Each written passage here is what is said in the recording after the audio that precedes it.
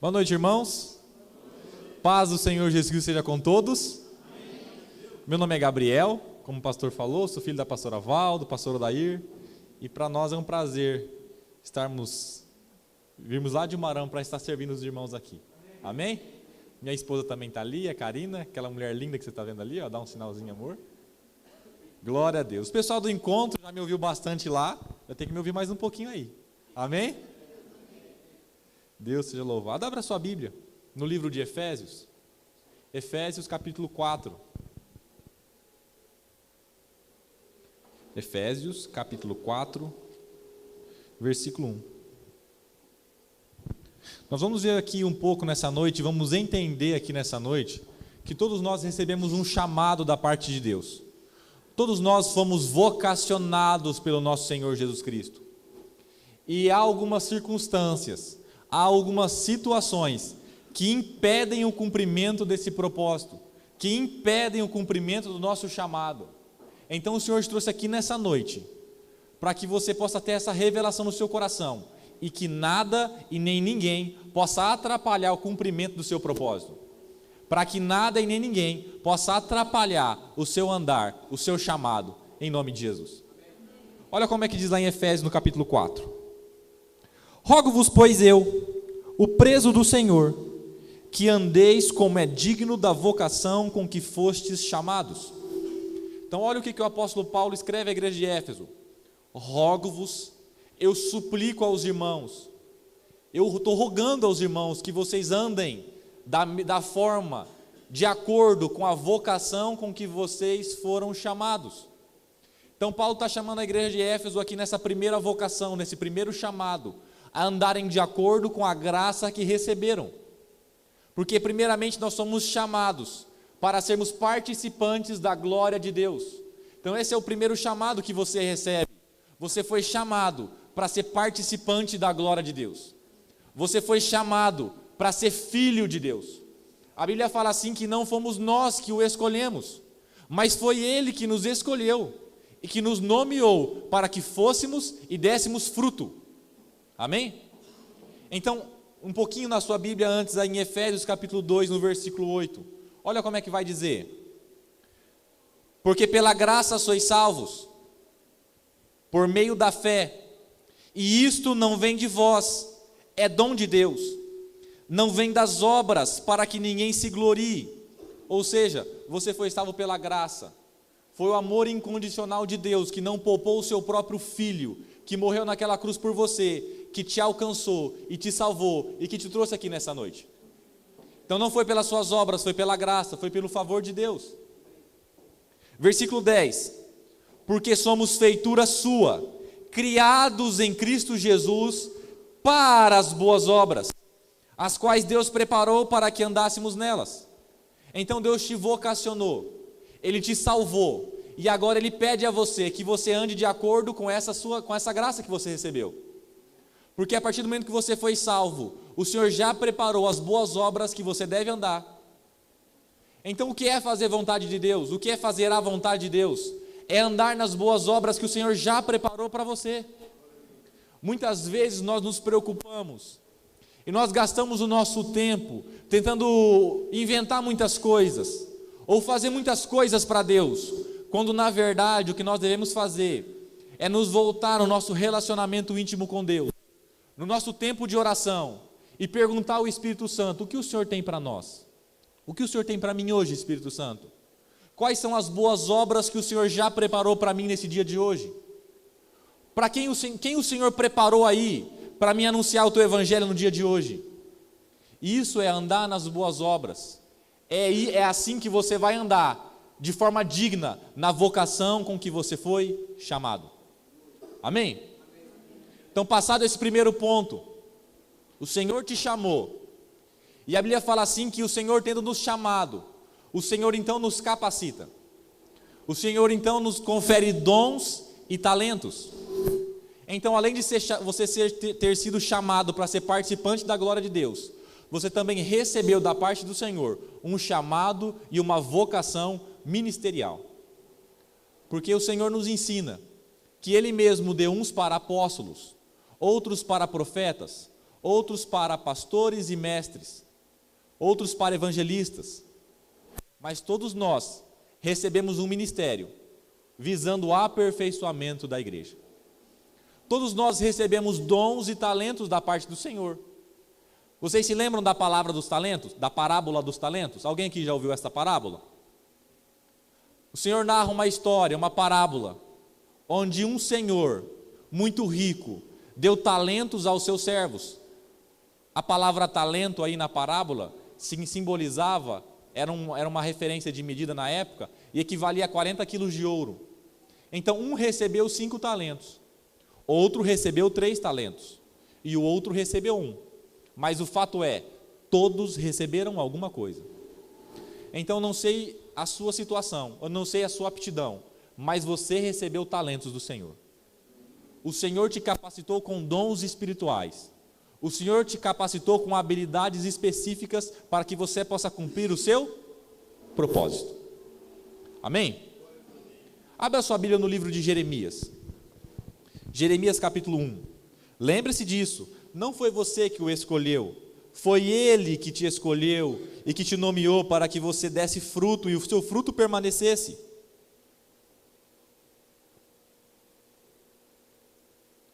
Você vai abrir lá no livro de Jeremias, no capítulo 1, primeiro capítulo do livro de Jeremias.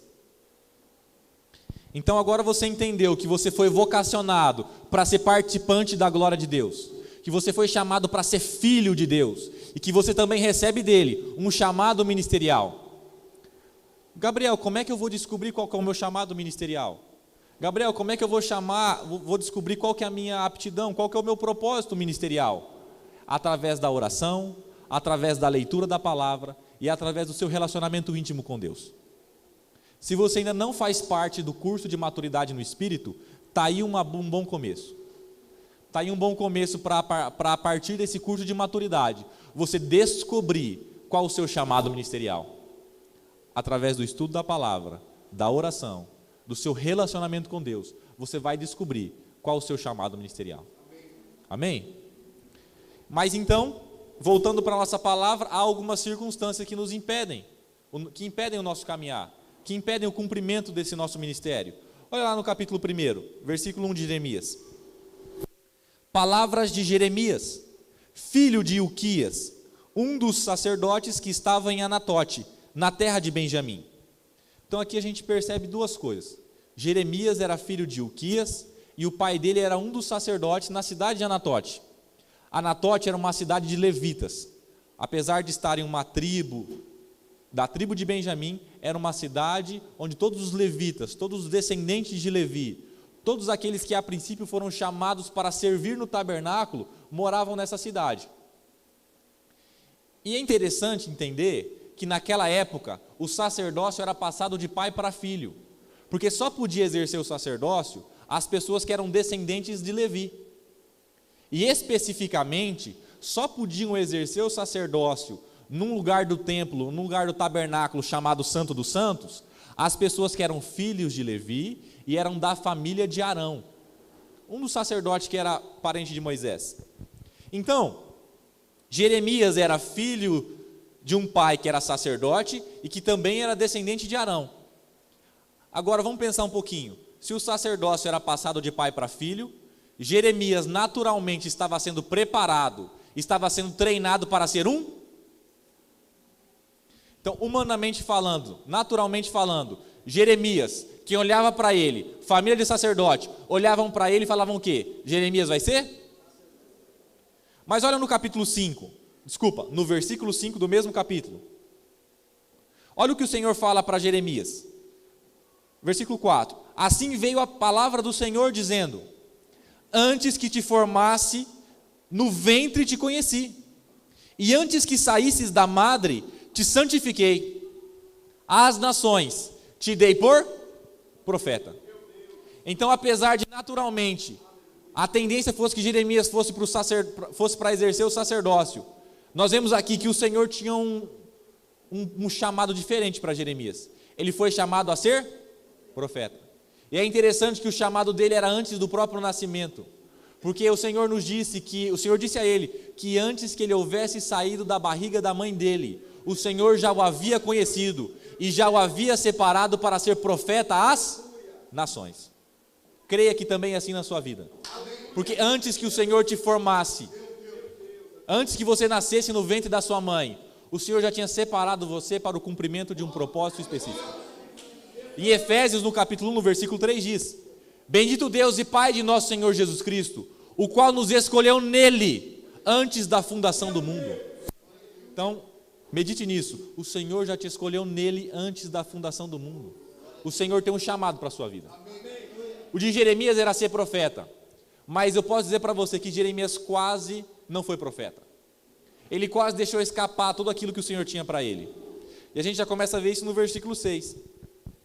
Então disse eu: Ah, Senhor Deus, eis que não sei falar, porque ainda sou um menino. Então o primeiro ponto, e a primeira circunstância que pode nos impedir, atrapalhar o nosso ministério, a nossa vocação ministerial, é o medo. O medo é uma coisa terrível e que paralisa as pessoas. Então muitas vezes o Senhor te chama para fazer a obra. Por exemplo, às vezes o Senhor te chama para abrir a sua casa e ser um anfitrião. Mas sabe o que você fala? Ah, Senhor, eu não posso. Senhor, vão falar que a minha casa não serve. Se eu falar para o pastor Valmir que eu quero ser anfitrião, vai que ele fala que eu não posso. Ah, Senhor, anfitrião para mim não dá. Vai que os meus vizinhos não vão atender o meu convite. Vai que vão estragar o meu sofá. Ah, Senhor, eu estou com medo. Perceba que o medo é uma coisa que pode paralisar o seu ministério. Às vezes o Senhor te chamou para ser um líder de célula, mas o medo te paralisa. Você fala como Jeremias: Ah não, líder de célula não dá. Eu não sei nem falar. A minha leitura não é boa. A minha didática não é boa. Aí o Senhor tem um ministério para você. O desejo do coração é que você seja um líder de célula, que você multiplique, edifique pessoas. Mas o medo te paralisa. Irmãos, graças a Deus lá em Umarama, o Senhor tem acrescentado muitas pessoas. Muitas pessoas o Senhor tem acrescentado à igreja. Mas por outro lado, nós estamos tendo que cada vez mais intensificar as nossas orações, para que o Senhor, ou seja, para que as pessoas atendam o chamado para a liderança. Porque nós chegamos a um ponto que nós temos pessoas capacitadas, pessoas preparadas para liderar, mas que foram paralisadas pelo medo. Então não deixe que o medo paralise e impeça o cumprimento do seu chamado. Amém? Outro ponto ainda na vida de Jeremias, está lá no capítulo 9, no versículo 2. Ainda em Jeremias, no capítulo 9.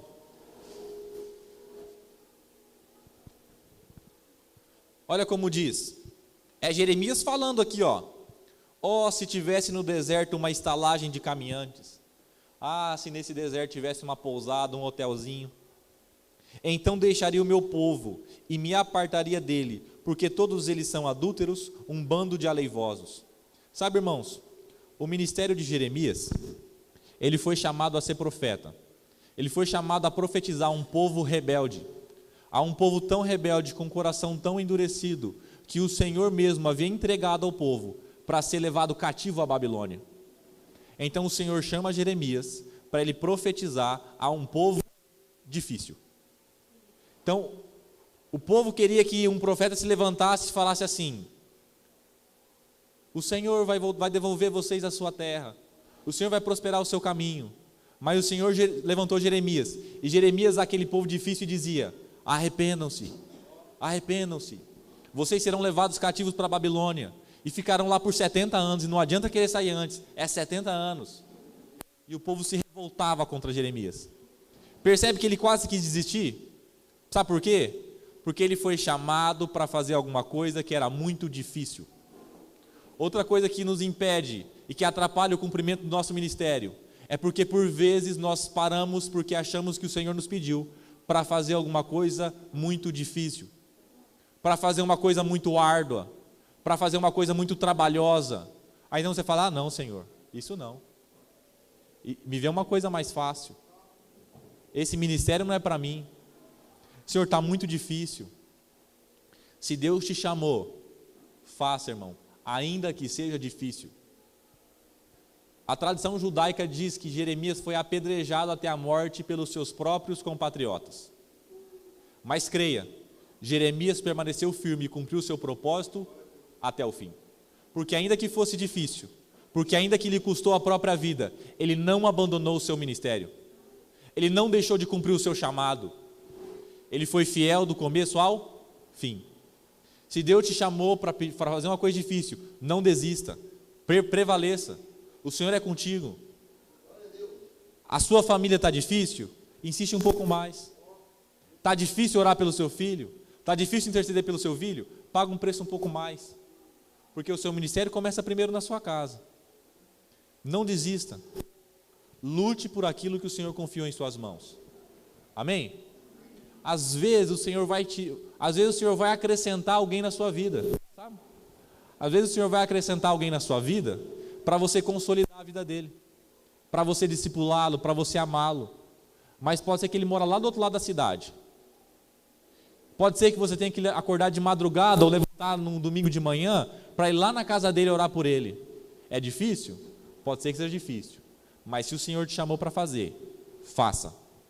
Amém? Deus seja louvado. Passando da vida de Jeremias, vamos lá para Romanos agora.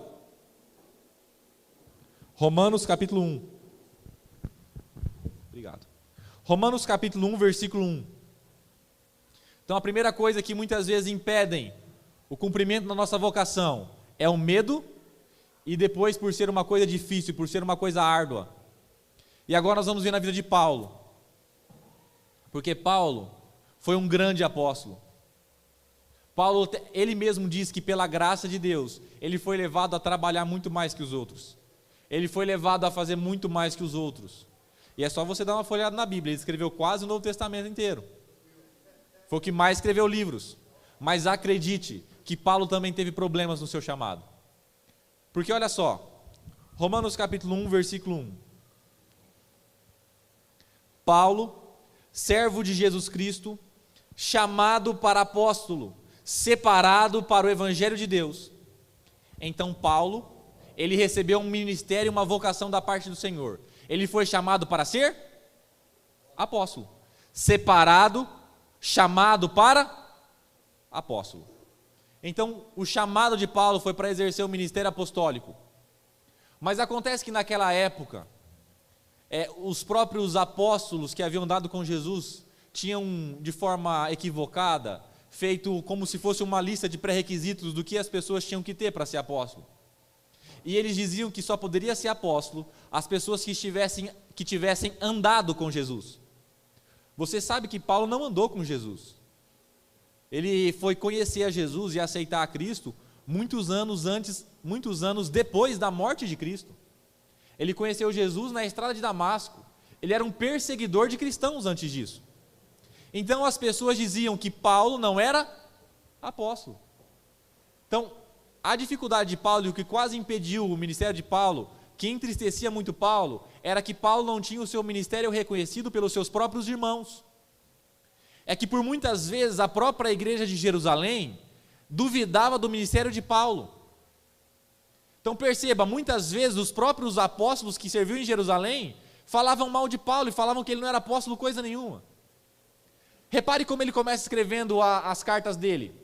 Eu, Paulo, servo de Jesus Cristo pela vontade de Deus, apóstolo pela vontade de Jesus Cristo.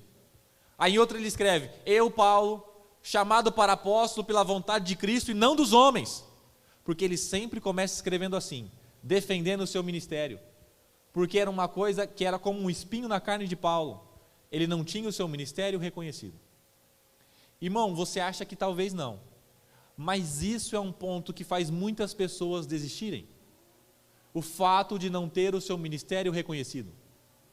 Por exemplo, você chega e fala assim, irmão fulano, Deus falou comigo.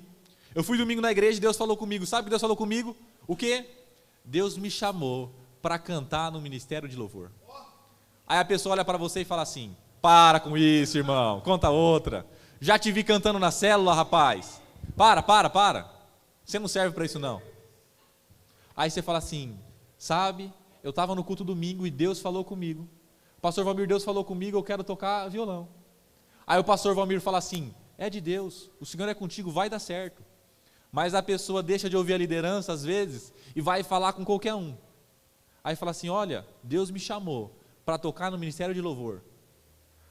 Aí a outra pessoa fala assim, tocar? Mas você não sabe tocar. Não, mas eu vou começar a fazer aula agora.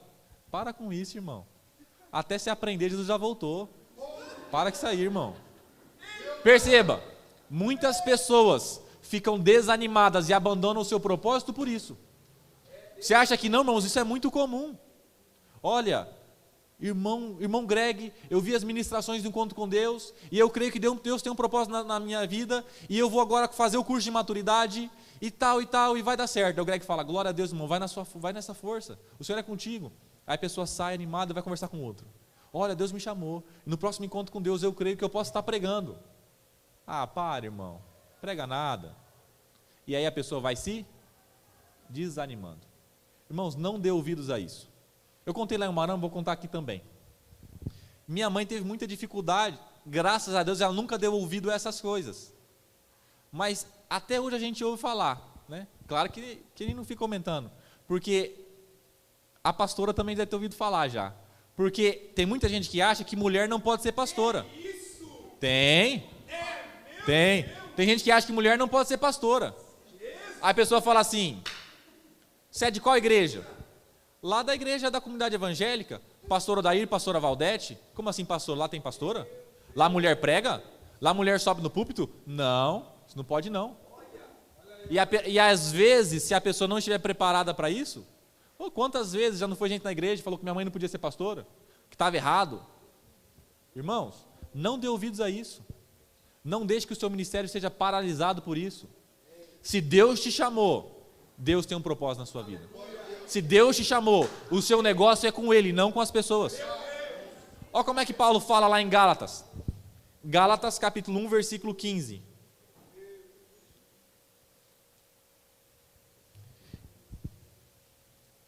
Irmão, se Deus, por exemplo, te alertar para você abrir uma célula, não deixe que o medo te paralise, não importa que seja difícil. E se meia dúzia de pessoas falar para você que não vai dar certo, e falar que a sua célula não vai para frente, não liga não, irmão. Se Deus te chamou, Deus tem propósito nisso aí. Olha como é que diz lá em Gálatas. Gálatas capítulo 1, versículo 15. Mas quando aprouve a Deus, que desde o ventre de minha mãe me separou e me chamou pela sua graça. Só um ponto aí. Você viu que essa questão de te chamou desde o ventre não é coincidência não, irmão. Esse é o modo que Deus trabalha. Foi com Jeremias, foi com Paulo e foi com a sua vida. Amém? Deus faz assim. Quando aprove a Deus revelar seu Filho em mim, para que o pregasse entre os gentios, não consultei a carne nem o sangue. Carne e o sangue aqui representam o quê? Outras pessoas. Quando Paulo encontrou Jesus na estrada de Damasco, e o Senhor mandou ele ser discipulado por Ananias, ele ouviu a Cristo e foi ser discipulado por Ananias. Depois disso, irmão, ele não foi lá perguntar se ele podia pregar o evangelho, ele não foi lá constatar, não, irmão. Ele ouviu o chamado de Deus. Amém? Então, se você tem um chamado da parte de Deus, procure os seus líderes, procure o seu pastor. É essas pessoas que você tem que procurar, porque é essas pessoas que vão te abençoar, que vão te entender e que vão te conduzir ao caminho. Amém? Não precisa sair perguntando para quem que você achar na reta, não. Amém? Tenha sabedoria e não desanime. Glória a Deus. Vamos para mais um? Vamos lá em Juízes agora. Juízes capítulo 13. É forte, hein? Olha aí, segura que é forte. Juízes capítulo 13. Aleluia.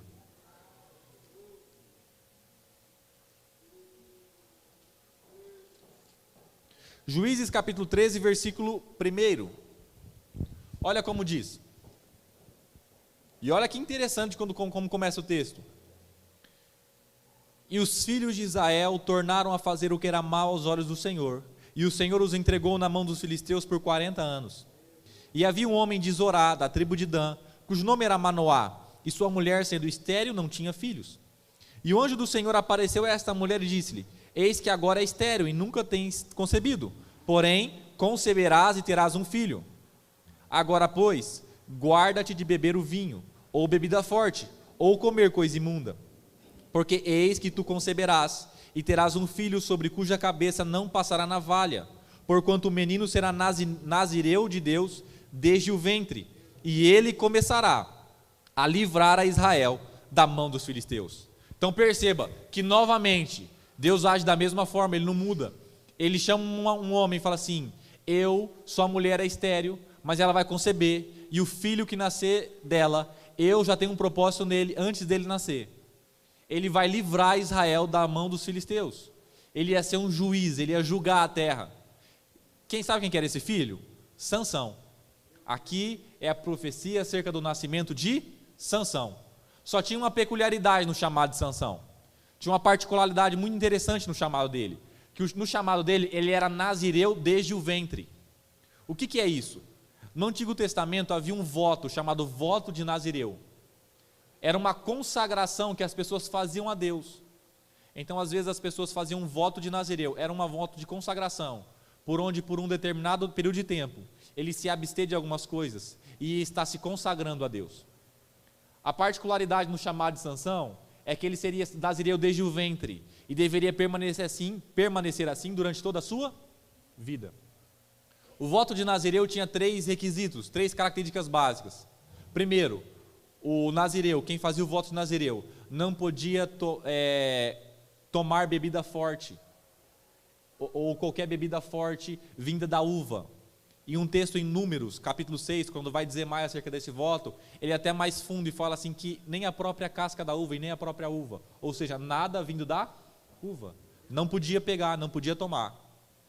Esse voto também, a pessoa que fazia esse voto, ele também não podia tocar em nada imundo. O imundo aí, entenda-se, como alguma coisa morta. Por exemplo, ainda que se o pai dele tivesse morrido e ele estivesse fazendo esse voto de Nazireu, ele não poderia, por exemplo, cuidar dos preparativos do enterro, porque ele não poderia tocar no morto. Então ele não poderia tocar no morto e nem mesmo em animais mortos, muito menos em animais mortos, porque era coisa imunda. E a terceira coisa do voto, a terceira base do voto consistia que essa pessoa não poderia cortar o seu cabelo. Sobre o seu cabelo não poderia passar navalha, não podia cortar. Amém? E assim nasce Sansão, com um propósito específico de livrar a nação de Israel da mão dos filisteus. E sabe qual foi o problema de Sansão? Que impediu ele de cumprir plenamente o seu ministério? Sabe qual foi o problema de Sansão que impediu ele de cumprir plenamente o seu chamado ministerial? O pecado. O pecado é uma coisa terrível e que tem destruído ministérios, tem destruído chamados ministeriais e tem acabado com muitas pessoas. Tem acabado com o caminhar de muitas pessoas. E foi assim na vida de Sansão. E sabe qual que é o problema do pecado? É que ele é sorrateiro. Olha aqui, vamos para Juízes capítulo 14. Juízes capítulo 14, versículo 5.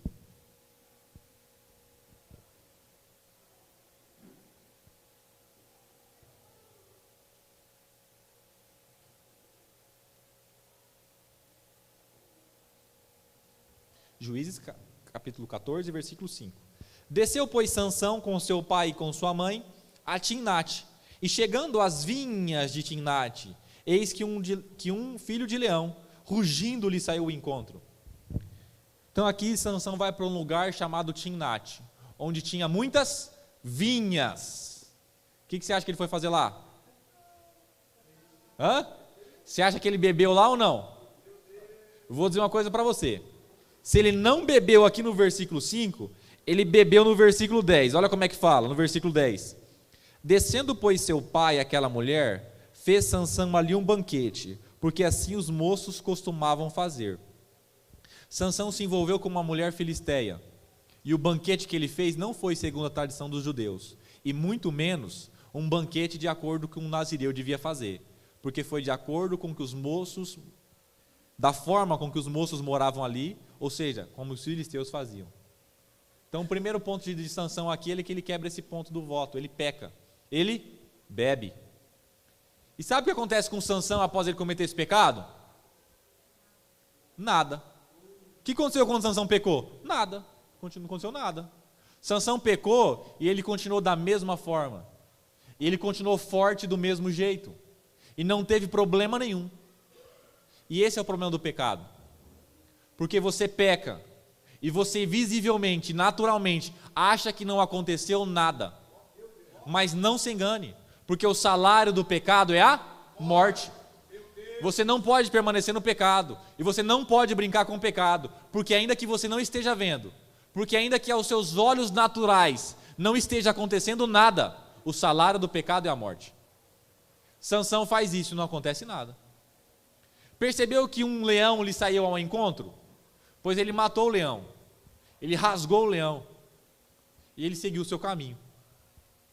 Na volta, ele decide passar para ver como é que estava o leão. E o leão estava morto.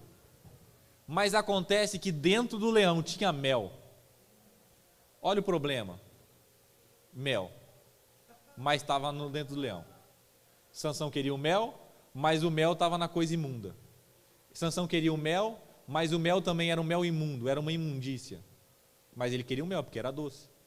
Então ele sabia que era pecado, mas era doce. Então ele ficou naquela, é pecado, mas é doce. É pecado, mas é tão gostoso.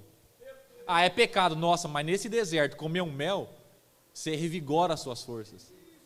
E aí o que acontece? Ele vai lá e pega o mel. Pecou. Muitas vezes o pecado é assim. Porque se ele voltasse para lá e visse um leão morto, irmão, você acha que ele ia lá ficar brincando com o leão morto? Não. Se o pecado se apresentasse para você como uma imundícia que ele realmente é, dificilmente você pecaria. Mas normalmente, o diabo vai lá e passa um melzinho. Aí você sabe que é pecado, mas você acha que é doce. Aí você vai lá e pega no mel. Olha no versículo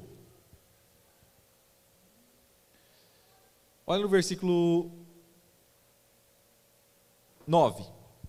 E tomou-o nas suas mãos, e foi andando e comendo dele. E foi a seu pai e a sua mãe, e deu-lhes do mel, e comeram. Porém não lhes deu a saber que tomaram o mel do corpo do leão. Pois se não bastasse Sansão pecar, ele ainda levou o fruto do pecado para casa. Ainda foi lá dar para o pai e para a mãe dele, para participar da coisa. Perceba que ele omite de onde ele pegou o mel. Por quê? Porque ele sabia que era errado. Então tem muita gente que é assim.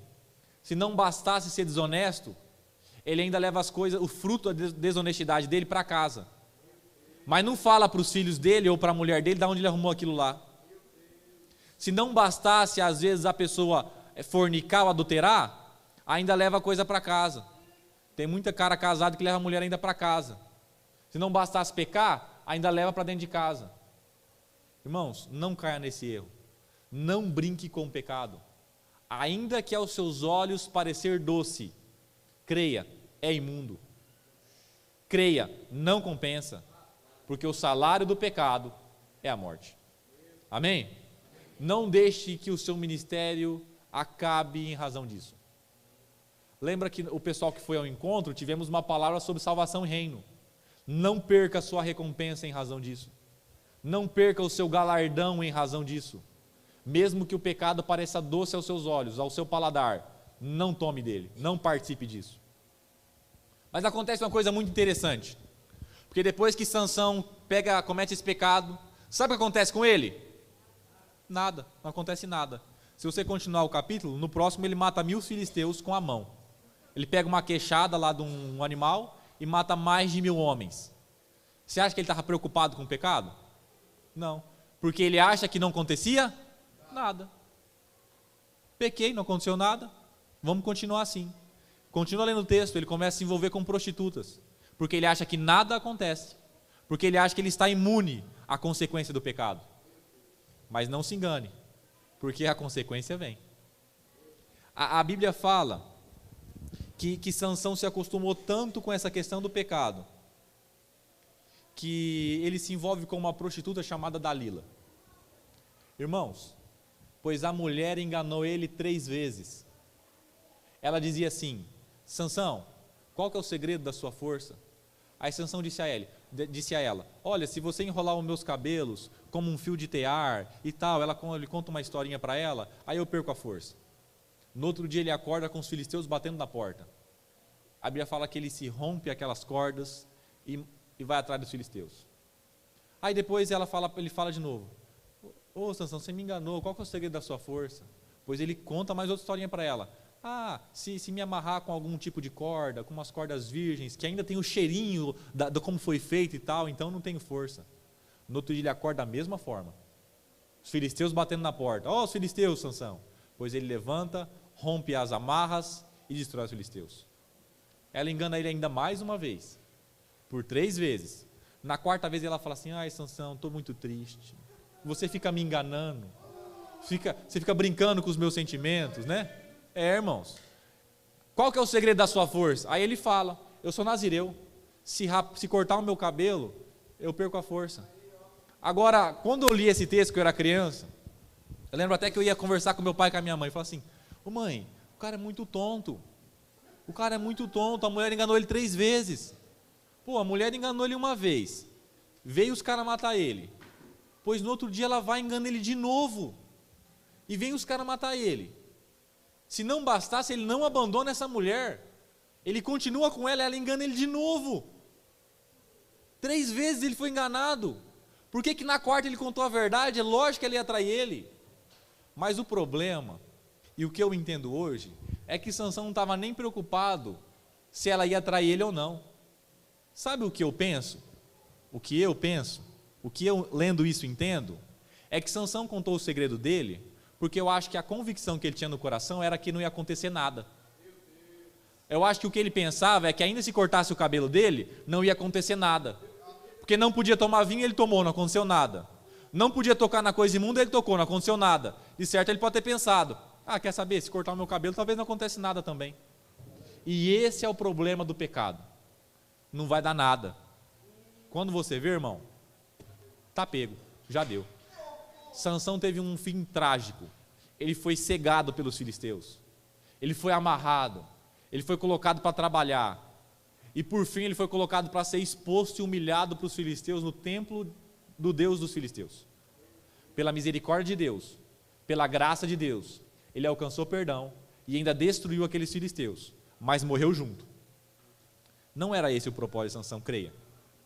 De certo ponto ele até começou a destruir os filisteus, mas creia, não foi da forma que Deus sonhou para ele. Não deixe que o pecado atrapalhe o seu chamado. Amém? Vamos ver um último para terminar? 1 Samuel capítulo 10.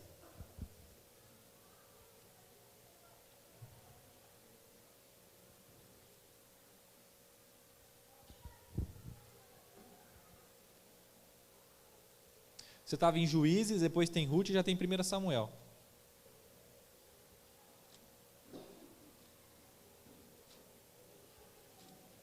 Primeira Samuel capítulo 10.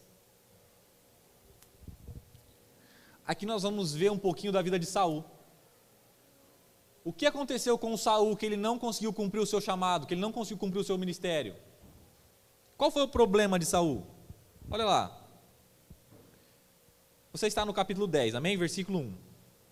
Então tomou Samuel um vaso de azeite, e lhe o derramou sobre a cabeça, e beijou-o e disse: porventura não te ungiu o Senhor por capitão sobre a sua herança? Perceba que ele recebeu um chamado específico. Ele era o quê? Capitão, chefe dos exércitos.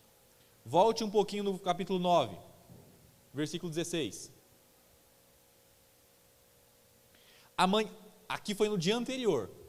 Aqui é o Senhor falando ao profeta Samuel: amanhã a estas horas te enviarei um homem da terra de Benjamim, o qual ungirás por capitão sobre o meu povo de Israel. E ele livrará o meu povo da mão dos filisteus, porque tenho olhado para o meu povo, porque o seu clamor chegou a mim. Então Deus levantou Saul. Saul foi chamado para quê? Para livrar Israel da mão dos filisteus. Saul, você vai ser capitão. E o seu propósito, essa unção que você está recebendo, é para livrar Israel da mão dos filisteus. Só que antes dos filisteus vieram os amonitas, e Saul os derrotou. E o povo ficou tão feliz, que começou a rogar a Deus e pedir para que Samuel ungisse Saul a rei. Então, o chamado ministerial de Saul trouxe consigo outras coisas, como por exemplo, ele também foi ungido rei. E o próprio Deus permitiu, e consentiu com Samuel: então tá, vai lá e unge ele rei também. Então perceba, o chamado dele era para destruir os filisteus, mas o chamado dele também trouxe a ele uma outra posição. Então, apesar de ser rei e ocupar a posição de rei, o chamado primordial dele era para quê? Para destruir os filisteus. Vai no capítulo 17.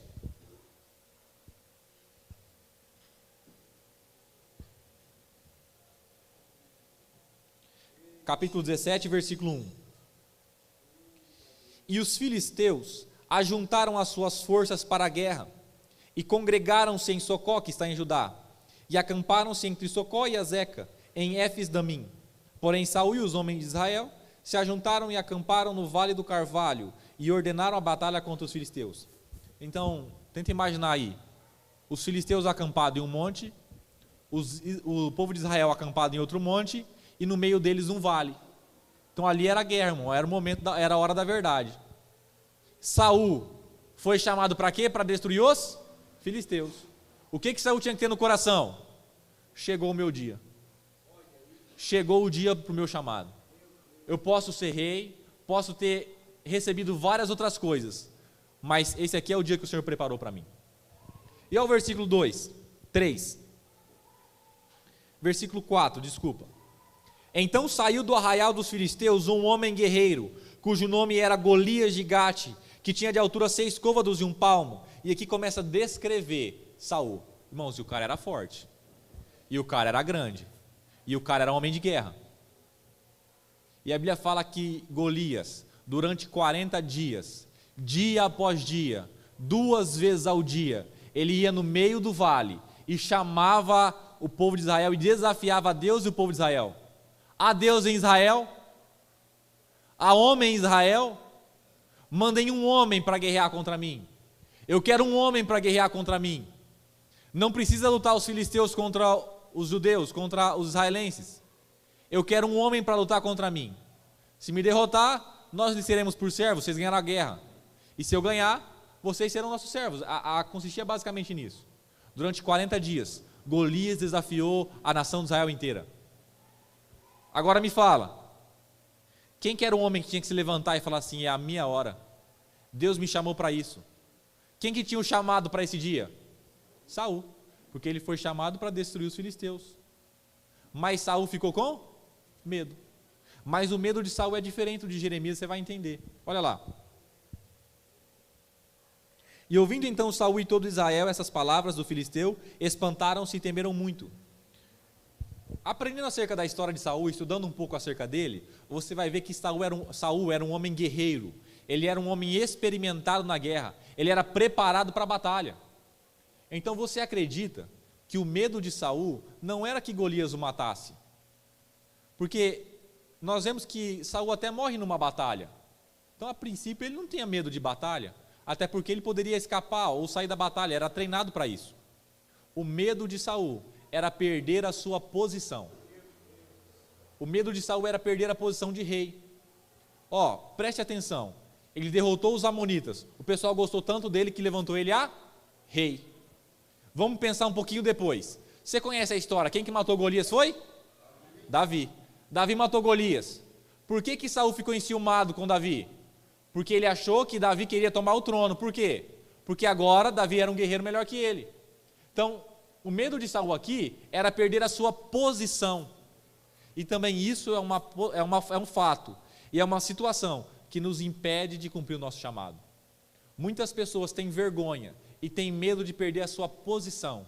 E por isso não cumprem o seu ministério.